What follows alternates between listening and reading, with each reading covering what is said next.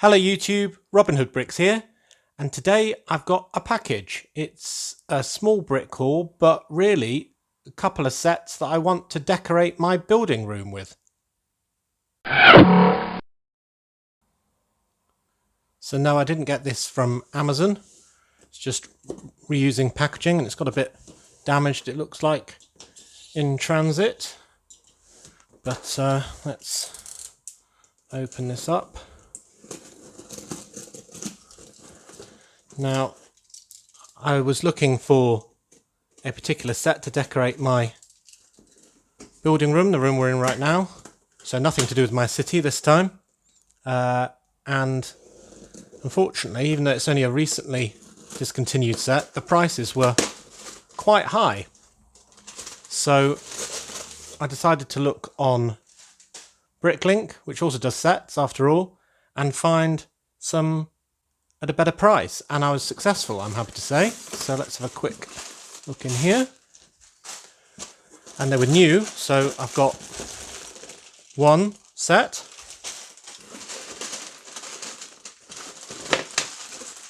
two sets, because I wanted two of them, and then I got some other bits and bobs while I was there. So that's the brick haul bit of the video. I got one of these, the iconic cave set.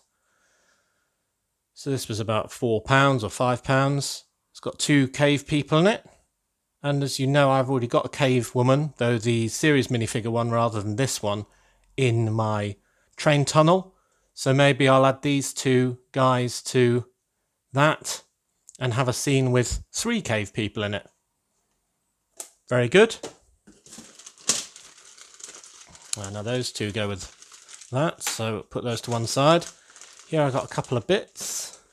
I've got a head for the zombie bride from Monster Fighters. I just wanted this head because it looks like somebody in a hospital or something similar who's incredibly ill. Yep, they look pretty ill. So that'll be quite a fun head to use in a situation.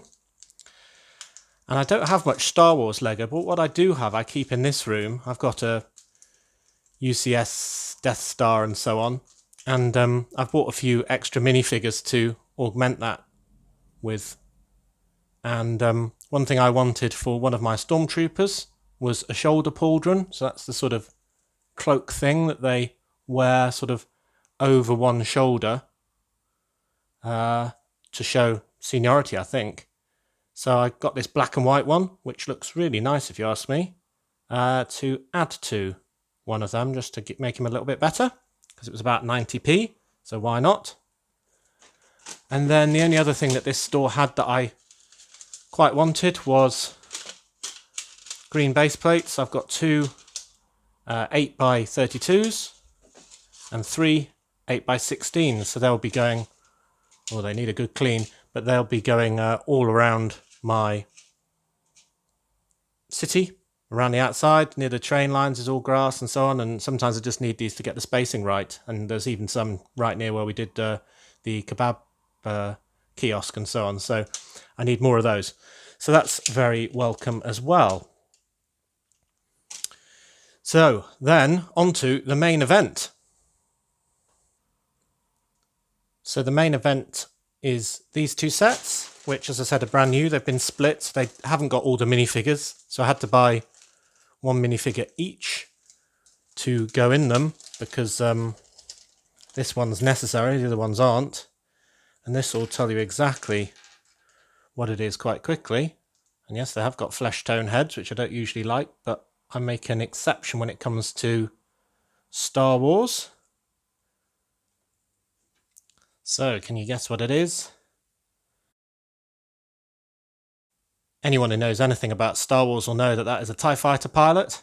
So yes, I've bought two TIE Fighters to decorate this room. So they won't be above my city, but I thought I'd still show you. I'm going to hang them up in this corner right above my desk.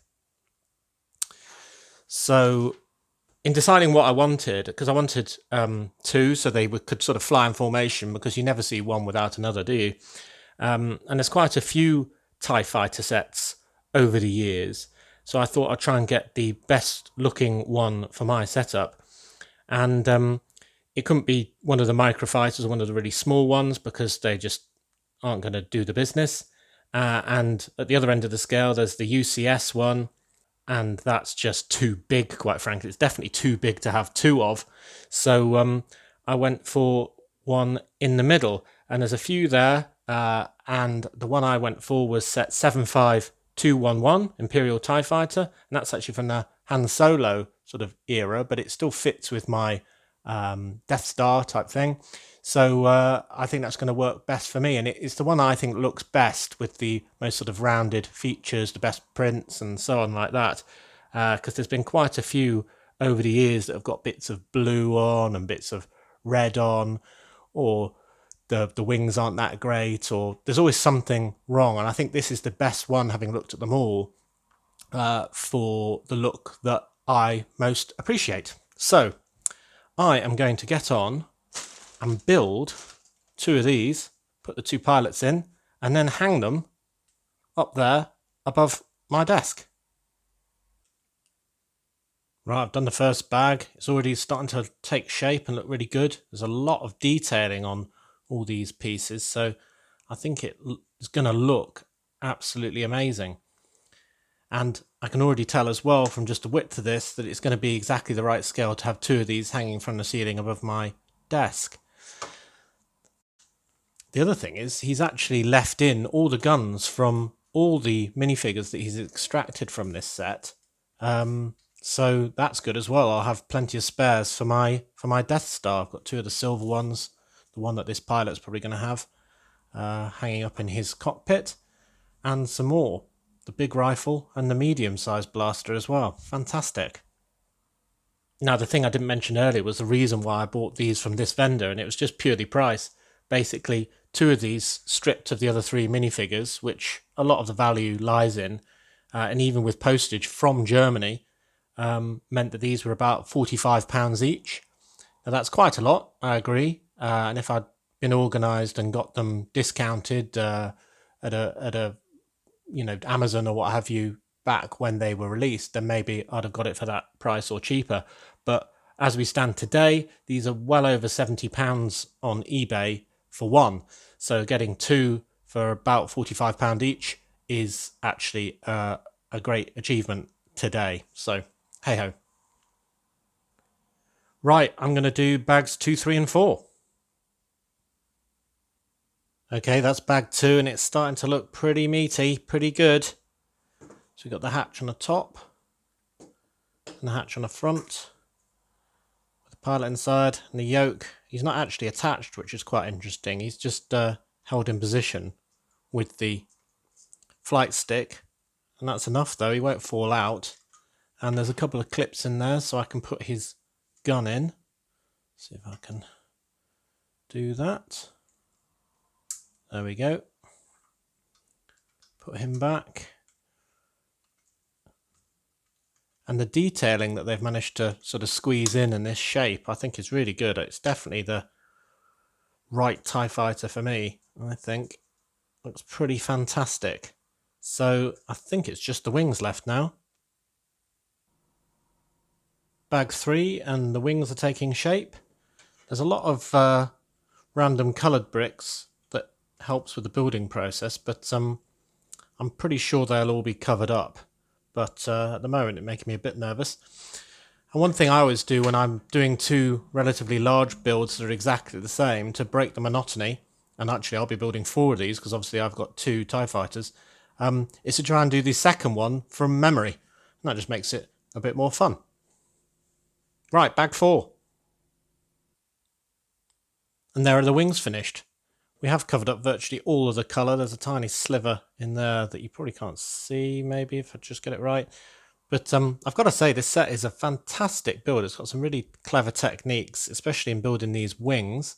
So let's do the moment of truth. Get these on. Lined up. I think that's it. Get the other one. Ha ha, and there we go. That looks absolutely awesome. I'm really happy with that. Wow, just wait till we've got 2 of these flying in formation.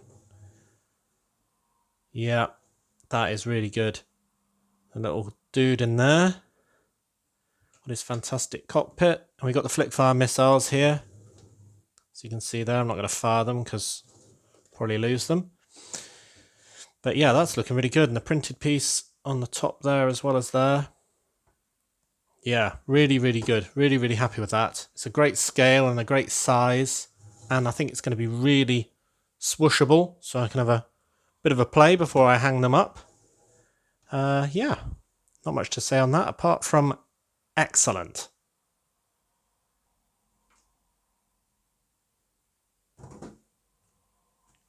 Bosh, 2 of them. Fantastic. I'm really glad that I made the right choice with getting 2 of these and getting this particular model. I think they look fantastic. And now all I need to do is attach them to the ceiling. They are quite heavy, so I think I'm going to need more than one command strip each.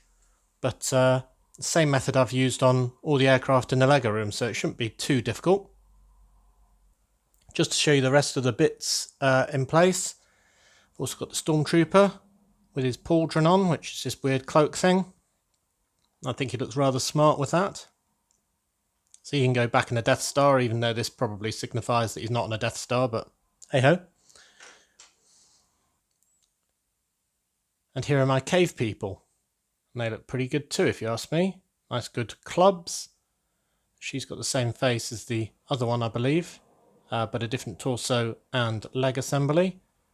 And this guy is like the Series 1, is it, or 2 caveman, except he's got a dark brown beard. I think it's the same face, instead of a black one. And he's got a different torso and legs as well. So I think they look rather good. I think they should probably go and live in a tunnel with the other cave lady. Now for hanging these, as always, I'm going to use command strips. But in this case, specifically command hooks. And these are basically transparent hooks, as you can see. Not too small. There's a smaller size than this that you can use to hold up Christmas lights and so on that are really small. But these ones hold 225 grams each. So I'm going to need 2 of these per TIE Fighter. So what I'm going to do is mount these to the ceiling and then have a loop of fishing wire going into the model over both hooks and back down, so the load is split evenly. And the way these work, if you don't know, is a sticky pad. One side sticks on the wall, the other side sticks on the hook, and you can stick the whole sandwich to the ceiling. And then if you are very careful, when you remove them, they don't leave a mark. So they're really good, really useful, and good if you get it wrong, because you can pull one off and reapply it without doing any damage.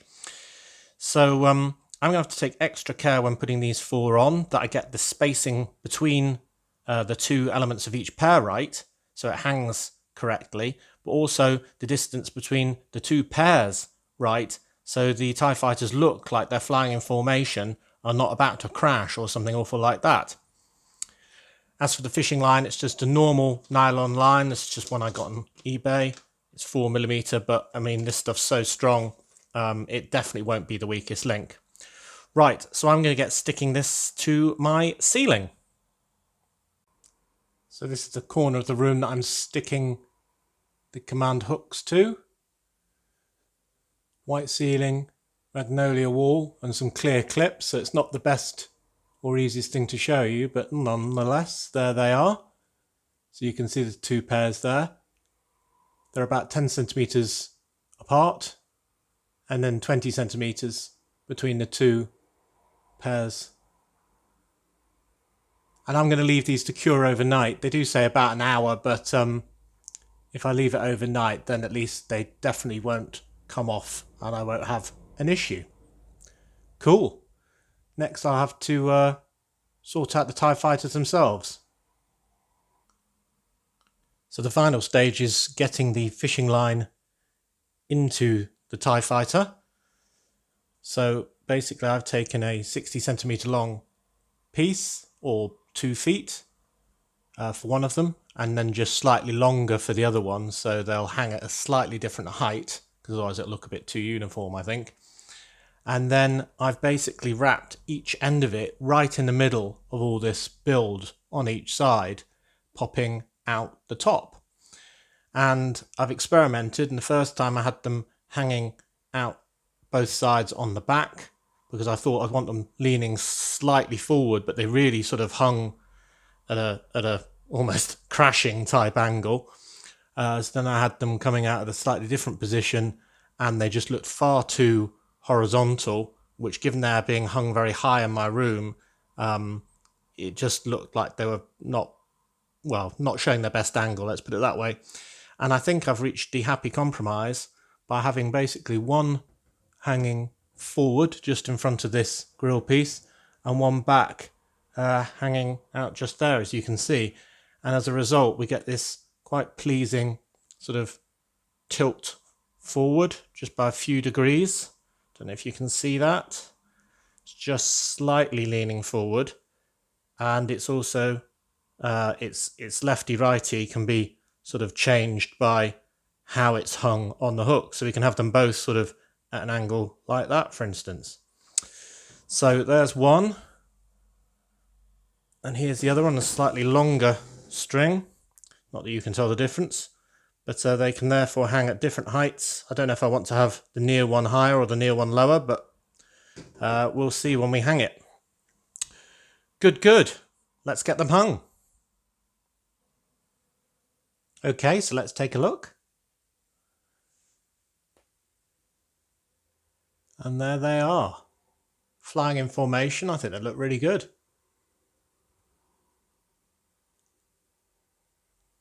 A well-deserved present to myself for getting 1,000 subscribers on my channel.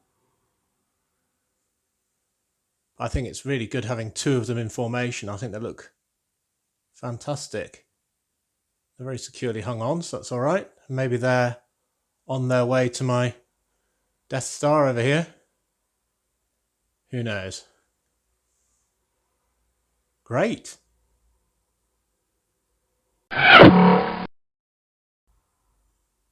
So something a bit different this time. Sort of a haul, but mainly just for something to decorate my build room with rather than the Lego room itself and the city. But I do hope it's still been interesting. And I do promise that next time we'll go back to the city and make some more progress. And I think I'm finally going to take the plunge and get on with the subway system. I know I've said that before, but this time I mean it. And I think the best thing to start with will be the subway train itself, because we need a train to go around the subway system. So, as always, thank you very much for watching. Do remember to like, comment and subscribe for more awesome LEGO videos. And as I say, next time on Robin Hood Bricks, we'll be going back to the city and starting on the underground subway train system. See you then!